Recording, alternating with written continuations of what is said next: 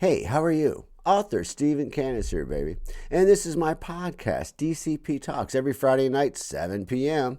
You know, this is going to be like a live segment, even though it's not going live. I'm going to start maybe going live. I just not going to break or have any things unless something's really important.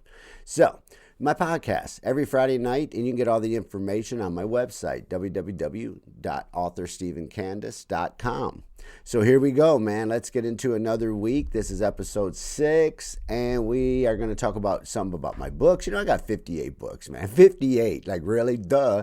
How do you get 58 books? People are going to sit there and wonder, like, really, are you that nuts? Are they really that? You know, we have some are short and some are long. I started off like everybody else in this world, learning how to write. So when you learn how to write, you write short stories. Then they become longer the more you progress. That's what it comes down to. You know, I got 24 Audible books as well. And that's the best part about it. When you got 24 Audible books, man, I can do whatever I like and do whatever you want. So let's enjoy our lives and everything around us. And we're going to, get things going. So let's do. All right. So we're going to discuss some of my books today. And two of my books we're going to talk about we're going to talk about Ungrateful Dead. And we're going to talk about Bullhead. Yeah, so, there's been a lot of stories about both of them, and they're both narrated by the same person, Art Graza. So there you go. So that's pretty cool, eh? So why did I choose Art? Man, his voice, he kind of fits it perfectly. I chose him for Ungrateful Dead first, and that was pretty cool. He has that raspy voice, and that's actually kind of neat. So that he kind of fit the perfect part, as they would say, for him. So we do have some questions that were sent in from Mr. Steak Filet that read Ungrateful Dead. And he had some questions and that's what he's going to say. So the first question he asked about the Ungrateful Dead was, what event starts the story at Camp Verde? Well, you know what? Camp Verde was just a large camp of a lot of regiments back of Confederate soldiers. So therefore, General Shibley, with his regiment of 400 men of volunteers, they went on a mission. And that's basically how this whole thing starts, right from camp to think. What does the main character want most? Well, I really think like everybody else, you want to succeed. General Henry Hopkins Shibley. He was very decorated, and this is a mission where, he wants to succeed, and that's all there is.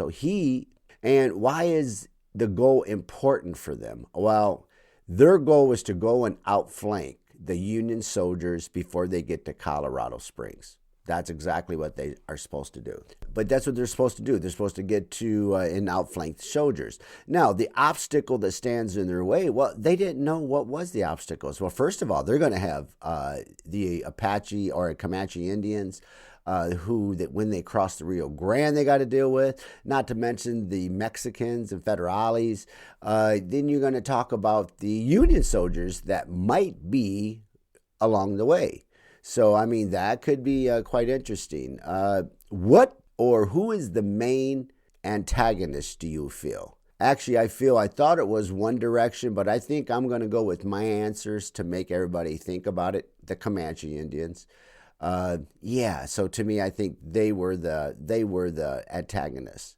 What risk does the character face if he fails? Well, you're talking about back in the day. Like the soldiers or back in that era. When you fail, you were dishonored. You were like your name was terrible. Even your death, you weren't remembered. It was terrible, So you think about it. What was the first major problem in this story? Oh, I think when they crossed the Rio Grande. And he agrees. He's like, do you think that? Yeah, I think so too. I think it's when they crossed the Rio Grande, and then he asked, what mistakes did General Shibley make? Oh, I think not listening to his corporal, not listening to his men, and what it comes to, the next question, which is a challenge, because in the middle of the story or during the story, the general and his men find treasures from an Indian burial ground. That's where everything starts. That's where everything changes. Everything changes in the story right then and there because they got the treasures and they desecrated the Indian burial ground. Well, that alone brings a whole new story, and then, basically that's how come it became deeper and deeper the further. Now, what secret or twist changes everything? Oh, I think the Indians. I think he didn't expect how they would react. I think he didn't expect how long this was going to go on for them. Because, this is a very large, it's a very large stake for him. And that's all there is to it. And then it says, what setbacks do I feel were better? Well, there's two setbacks in this story that really change everything. The first one is when after they desecrate the burial ground and then they're chased.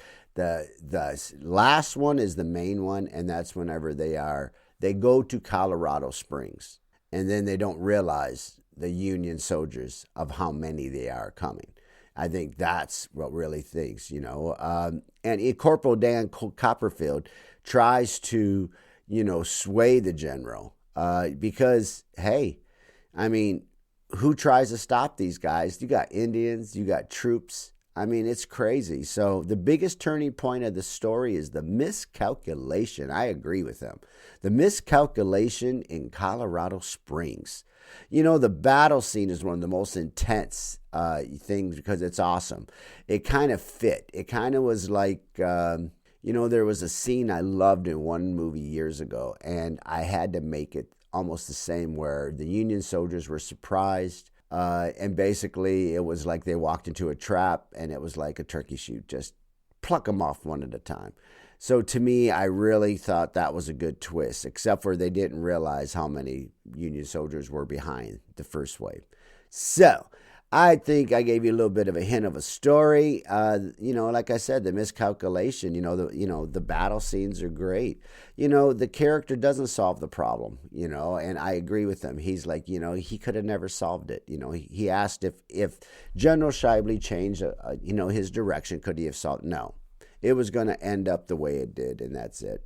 The characters never changed from the beginning. Everybody stays the same, and that's what I think is really, really cool. So, Ungrateful Dead. Hey, it's on Audible by Art Garza. There we go, man. And now, Cuervo, Mr. Cuervo, he asked about Bullhead. He said before he reads it, he would like to know some questions because he likes the cover and he likes alligator movies or crocodile movies. So I said, cool. So he says, what is the main ideal of the story? The main ideal of the story is a alligator goes on a feeding frenzy in a small town, Beamer Falls. That's basically what it is. Who is the main character? The main character is Joe Bell and his deputy, Jesse. But Joe Bell is the main character through the whole thing. And what does the characters mostly want through this book? Well, the town's safety. Nobody realizes anything like every story out there or every movie. You don't know what you're getting into until it's too late. Now your ass is digging and now you don't know what to do, right? And basically that's, what happens is the problem or conflict that the deputies and sheriff will face, lots of death. Lots of death. And it doesn't make a difference to me, women, children, man, dog, animals. I could care less. When it comes to this book, it was one of my first books, and I was in a dark place, so there was a lot of death. That's all. And what type of book is it? It is a horror book. It is definitely a horror book. Just by the cover alone, you know that something's coming, right? And let's see.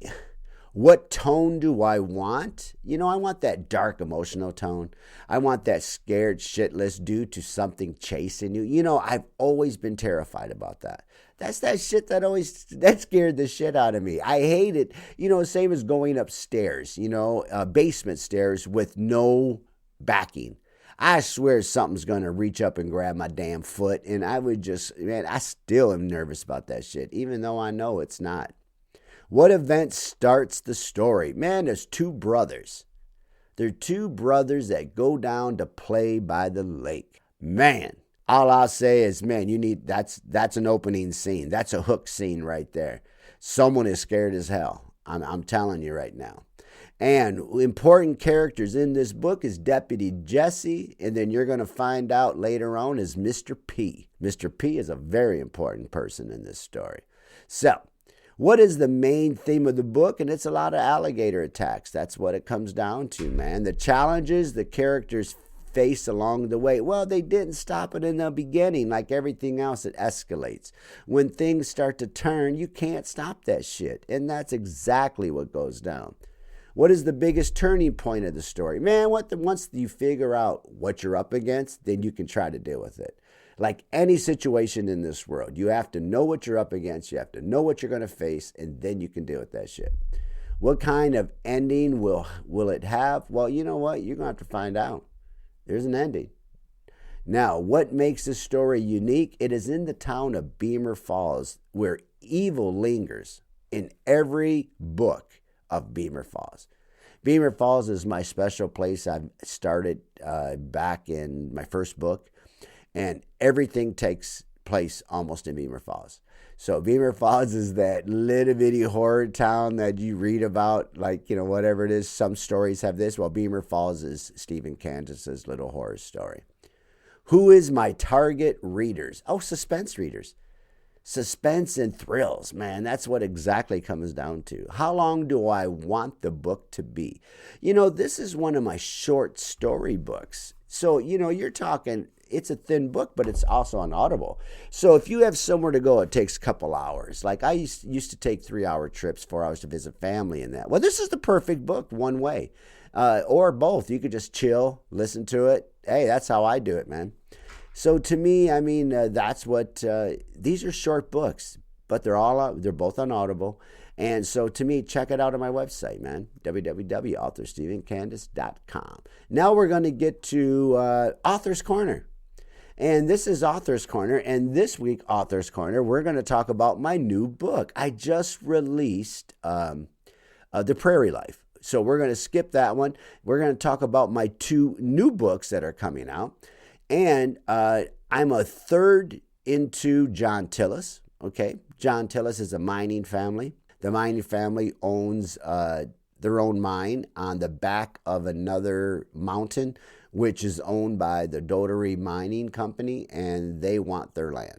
And it is a twisted, hard tale. This is a hard tale. It's a good one. And it's a lot of twists and turns in this damn thing. So to me, you're going to find out John Thiis. That's what I'm telling you right now. Then the second one I've been writing is called The Armada, right? Amazing. Okay, it's a tale of Astrid and Borg. And that's a Viking's tale, right? And that's a work in progress right now, and it's coming along good. And it's a tale for when the Vikings were leaving Spania, but then one of their settlements were destroyed before they left. And everybody and everything was destroyed and killed around them. So the queen wants her revenge. That's basically what it comes down to. And the king of Spania sends for his cousin who has the Armada. So there you go. We're going to find that out. Now, I am starting, which I am writing already, a third book. And this is going to come out shortly because this book is really moving fast. It's called A Quarter Mile, 1,320 feet to survival. That's it. So this is going to be a suspense thriller. You can take it horror, whatever you want. It's a thrill ride. This here is good. This is going to set in a place where all of a sudden they come into a dense fog. That's it.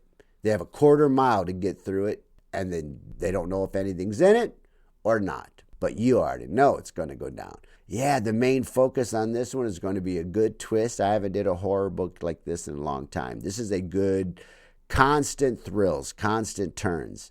I love it. Now, this week, we're going to talk about Writer's Corner. I think Writer's Corner is a good thing to do. So, this week we're going to talk about Writer's Corner. Now, we're talking about Writer's Corner. I told you last week we're going to write how to start your book, segment 1. All right? Now, first thing we're going to do is you're going to have to know your core idea. So before you're writing, answer this in one sentence. This book is about. Now, the example I'm going to give you, a small town man uncovering a dark secret. Okay, there you go. you have to figure out what the book is about before you do anything. So this way you can get a just. Then you're going to define the main focus. Number 2, write it down. Step 1, know your core ideal. Step 2, define your main focus. It's a fiction or not a fiction. If it's a fiction, who is the main character? What do you want from that character? What's stopping them? And like an example, a lonely farmer wants love, but his past holds him back. There you go. So what happened before? Now, if it's a nonfiction, and then who is this for? And what problem does it solve? Example, this book helps beginners manage stress. There you go, see? Now we're going to go to step 3. Plan your opening. First 3 pages. Now, open book should hook the reader. That's all there is to it. You got one chance usually. They say 5 and dime. First 5 pages, last 10 pages. That's how. Number 3, plan your opening. So your opening should hook the readers. There should be 3 pages. Basically, your action hook, if it's going to be an action hook, start with something happening or the storm hit at midnight. Got it? Then you're going to have a question hook. So you have an action hook, then you're going to have a question hook. Start with a mystery question. Why did everybody avoid that house? Or you can have an emotional hook. Start the feeling. I never planned to lose everything that day. There you go. So you got to basically hook them. You got 3 different hooks I gave you. And you can come up with your own damn hook. But I'm just saying now. Now your 4th step, the basic story structure. So we're going to have an easy version. Let's just get you started. Let's get an easy version for you. The beginning should be 25% of your book. Now, 25% of your book, it should introduce the characters. It should show their normal life. And it should present any problems, if there is any going to be. So there you go, nice and easy. Now, your middle should be 50%. Think about it, quarter. Now, your middle is the bulk of your book. This is where everything happens. You have problems grow. You have conflicts. You have failures. You have turning points, twists and turns. You know, this is where you beef it up. This is where you grab the readers really intensely with characters. I'm learning more and more that you got to define the characters and make them feel where people are feeling the whole thing. That's how you engage them. Now, the ending should be 25%. That is a final challenge. Resolution. You got this, right? The growth, the character growth, the resolution, the final challenge, that's your ending, man. So you got to resolve the whole thing, and then we can turn around and prepare your book. Now, once you completed the 4 steps, then you're going to look at the chapter starter formula. Nice and easy peasy. Then we're going to custom start the first chapter outline. Step 1. Lock in your story. There you go. So you want to use for each chapter now. So each chapter, you want to have a setting. You want to have a problem. You want to have a reaction. Step 1, to lock in your story. Fill this in. Use this for each chapter. You have a setting. You have a problem. You have a reaction. And you have a cliffhanger. So, example. In a quiet town, something went wrong. He panicked, then discovered the truth. Now, next week, it'll be segment 2, build a character. That's what we're going to do next week. So, we're going to make sure we do this. And this is, I gave you 5 steps. This is 5 steps, nice and easy peasy, to where you can start your book. Okay, gave you 5 steps. Step 1, know your core ideal. Step 2, idea. Step 2, define your main focus. Step 3, plan your opening. Step 4, basic story structure. Step 5 will be once completed, you have your 4 steps, and then you start your chapter, lock in your story, and you're going to use each question for your chapter. So settings, problems, reaction, and cliffhanger. There you go, man. You got this shit, okay? Alrighty, now we're going to get to my Survivor Corner, baby. Survivor Corner is one of those first things, which is pretty cool. Survivor last week. Well, as we know, okay, Savannah got voted out, Kyle went out, and Jenna went out, my girl. The first 3 weeks, that's boom, boom, boom. Man, that was like, man, and there's a lot of people playing games, this year. It's a lot challenging. When people ask, what do I think about it? They did a really good job because they picked the characters that they knew would make it interesting. And that's all there is to it. And everybody is. It is a good one. What do you think about Joe's game? Joe, I really thought was going home. But now Joe is hooked up with Kobe and he's hooked up with Coach. Damn, the 3 honorable men. I love that shit. Honorable men. Man, this is a game for $1 million. I don't know about you. Like Christian and what's that dude, Russ, who Planet the Idol? Oh, come on, guys. That's a genius move. No one's done that before. And Christian is just out there. He's one of the smartest people you could possibly see. You could see his computer rattling in his head. He would be a character to talk to in real life. I mean, I couldn't handle him, I'll be honest, probably. Same as like, Emily, Rizzo, Angelina. They're not going to make it far, man. We know this. Let's just go ahead and put it out there, people. They are not going anywhere. They're going to pluck off. After Savannah went, did you see Rizzo's face? So Rizzo ain't got a chance in damn hell. That poor little boy is going to sit there and fry like a turkey on Thanksgiving dinner. Now, Emily's she's just too abrupt. That's it. She has a too hard game. Angelina is trying to change, but people just still remember her as a threat. And that's what it comes down to it. It is $1 million game. The ratings are $1 million. Now, what do we think about Cherie? Man, when we're talking about Cherie is one of the smartest players that there is.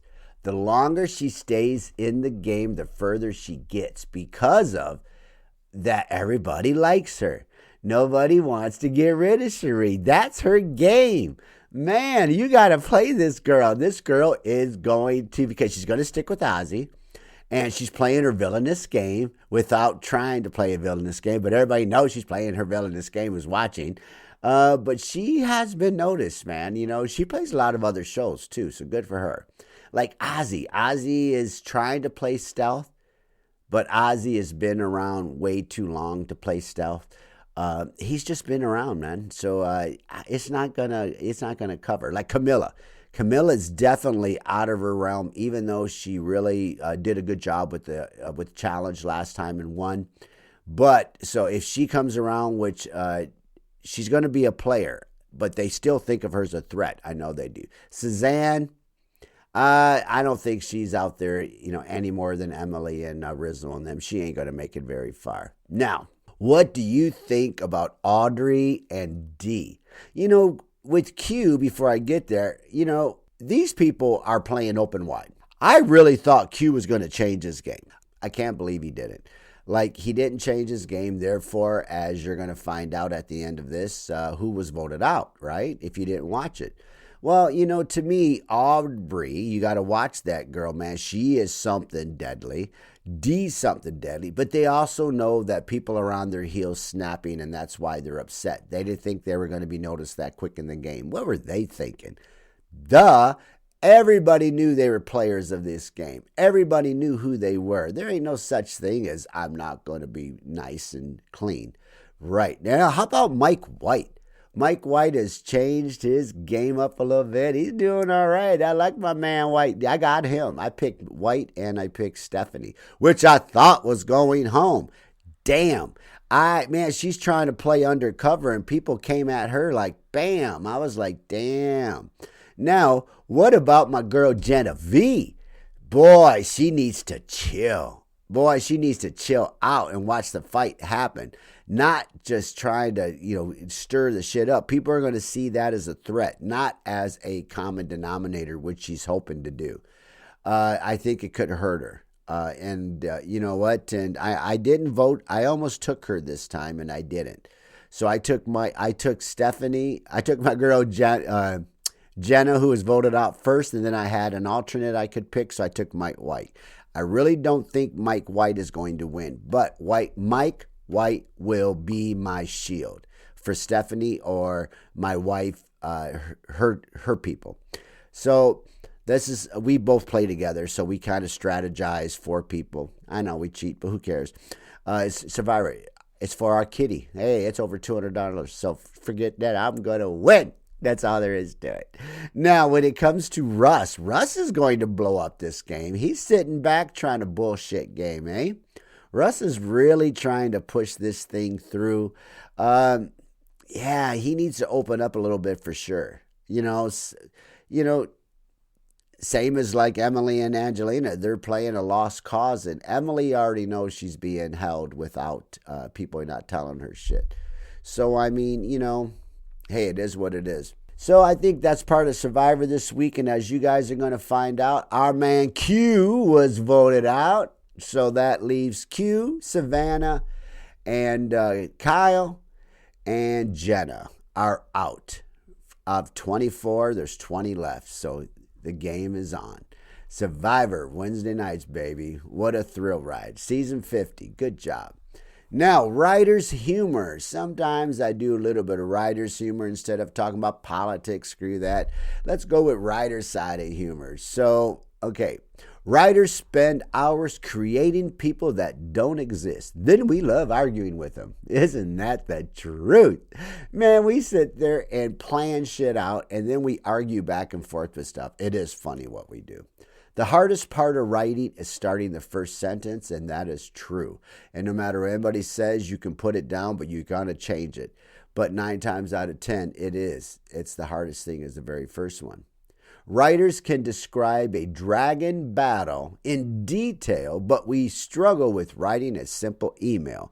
Sometimes that is the very truth. Writing the simplest thing. You know what's funny about writing? The simplest words will lose your mind out of nowhere. Like just, you can't remember the word, how to spell it. You even are trying to look it up and trying to figure it out on your phone. It kills me, right? I'm like, come on, you know how to spell that shit. But it happens all the time. I'll write just 1 page a day, and somehow it becomes 3 hours of staring at the screen. You say you're going to write 1 page, and like everybody else in the world, like myself, oh no, it ends up being a 4-hour day.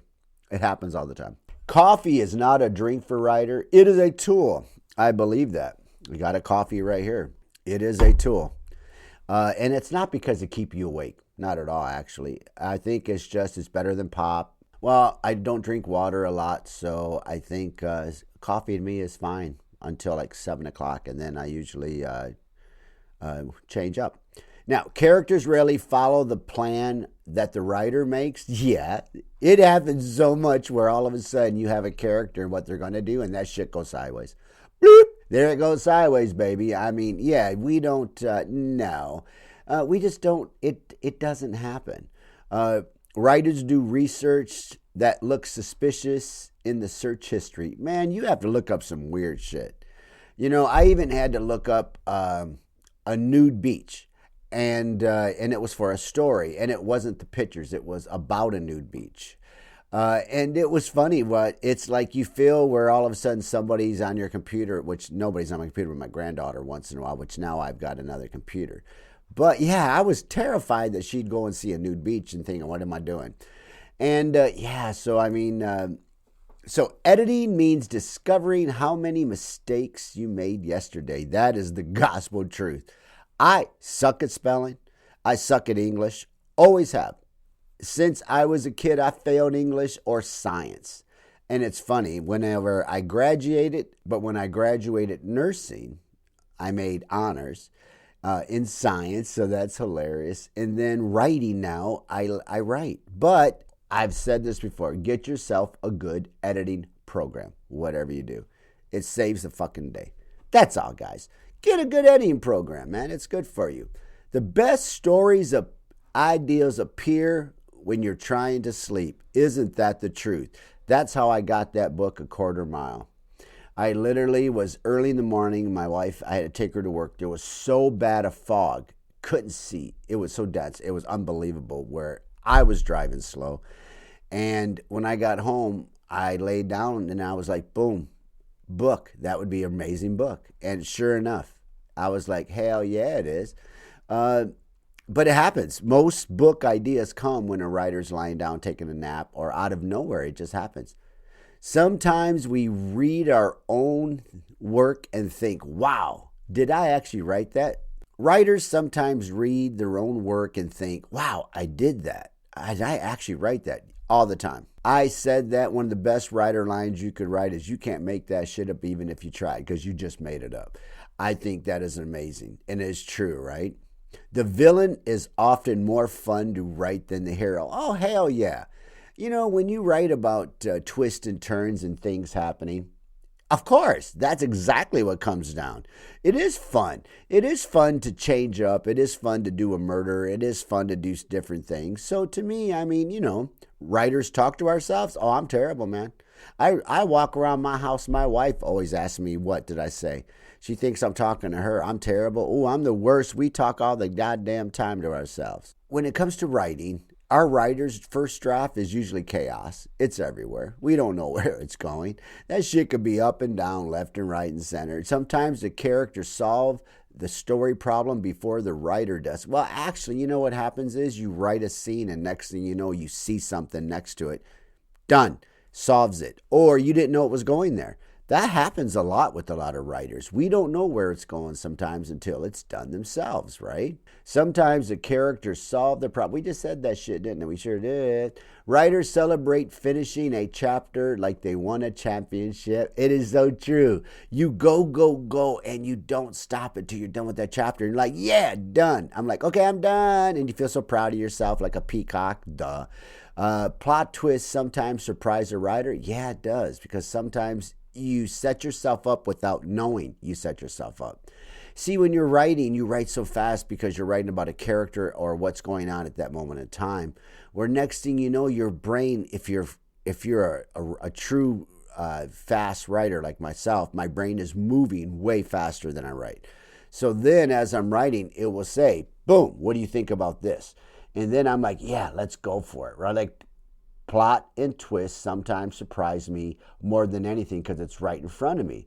You know, when the writing process is basically you write, you doubt yourself, you edit, and then you copy yourself, and then you repeat yourself. And that's what it comes down to. Writers are like artists. You're constantly micromanaging everything you do. I mean, really, you know, a quick writing session can turn into an entire afternoon. Amen to that shit. It sure can. It's like anything else you do. If you like doing something you're doing, ask anybody, no matter what it is. You may start 5 minutes and it turns into the frickin' lifetime of a thing. Writers may live in the real world, but our minds live in their stories. So true. And like a story you watch on TV or listen to on Audible, you can't forget it sometimes. It captivates you that good where you don't quit thinking about it. That's a good story. Like this new book I'm writing, A Quarter Mile. I still keep thinking about this, what I'm going to do with it. Writing can be hard work, but it's fun moments along the way which make it more enjoyable and creative. And that's the truth about everything. You know, you have to love what you do, and I love what I do. I finally have grown to tell everybody, my writing is like a job. I write every day I can, and I write for hours. And that's probably why I write fast. I'm going to start using my microphone again, which is going to make me twice as fast. Like last week for the Quarter Mile, I wrote one day 30 pages, right? If I would use my microphone, I could have wrote 50.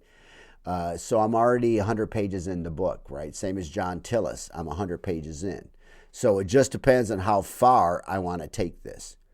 Now we're going to change it up a little bit. We're going to go to this week's about senior facts, okay? Let's talk about senior facts. You know, many of us seniors retire, okay? And once we retire, the happiness of times really do of life begin. You don't have to work, you know, and if you set everything precedence right, that means you have your family, you have your things right. And as long as you can live comfortably where don't be greedy. That's it. If you're not a greedy person, everything comes easy for in life of everything, and that's the truth. People often become more patient and calmer the older we get, which is true. Seniors usually have decades of life stories and experiences to share. So that's why, people should listen sometimes. That wisdom pays off. Many seniors start new hobbies after retirement. I did. I know a lot of seniors are starting, that start stuff. Why not? Seniors often we like gardening. We like a lot of walking and reading or chilling. We don't care for TV too much as people would think. We don't just sit there and watch TV. Yeah, we can. But anybody who is a true person and likes to do shit, we're not just going to sit there and do that shit. It's not going to work out. Seniors often enjoy gardening, walking. We just read that shit. Grandparents often have a special bond with their grandchildren because the grandchildren get to know us. My grandparents I never knew them and they never knew me. I knew they were my grandparents, basically. They were nice, but no. These kids know us. They literally talk to us. We know them. Some seniors go back to college and take new courses. That is the truth. Matter of fact, I did. I took a computer course. There you go, guys. Get a computer course going. It's really good for you to do that. Traveling is a popular activity during retirement. Yes, it is. We like board games, puzzles, card games. We like to do a lot of drinking socially. That's seniors. Love the best storytellers because of our life experiences. And sometimes some of the life experiences sound so out there that it couldn't be true, but we have a lot of good stories. Seniors often appreciate the simple things like family time and nature and stuff like that. It is funny. It's so true. Technology is becoming growing amongst the seniors. We're becoming very adaptable. The one thing I've learned was Richard Blanchard, Who Moved My Cheese? Many years ago, I read that, and it's about change. If you don't change, you become a dinosaur and become extinct. That's seniors. So we have to change. If you want to live and become hey, baby, that's it. A lot of writers and artists became famous after they retired, which is true. I did most of my work after I retired as far as paintings. I've sold so many. Life expertise often gives seniors strong problem-solving skills. True. You've been there before. You've seen it before. You've heard it before. That is the definition of each, and that's what it is. Seniors help pass down family traditions and history. That is true in our family. So very true. I'm the starting point of our family, and that's what it comes down to. And I took a lot of my traditions and brought them down, and now it's followed through. I love it. I love it when it follows through. I'll leave you with the quote of the week. That was our senior just knowledge, just so you guys know.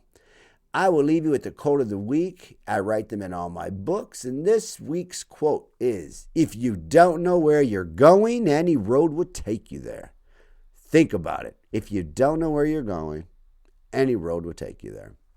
Now, please note that you can provide any feedback or any issues if there's anything you want to talk about. You can play devil's advocate, no holds barred. You can send that feedback or questions to author Stephen Candace at gmail.com. If there are any topic you want to talk about, just ask. We will chat with you soon. Holla! And have a great day, and looking forward to your next adventure on DCP Talks is out.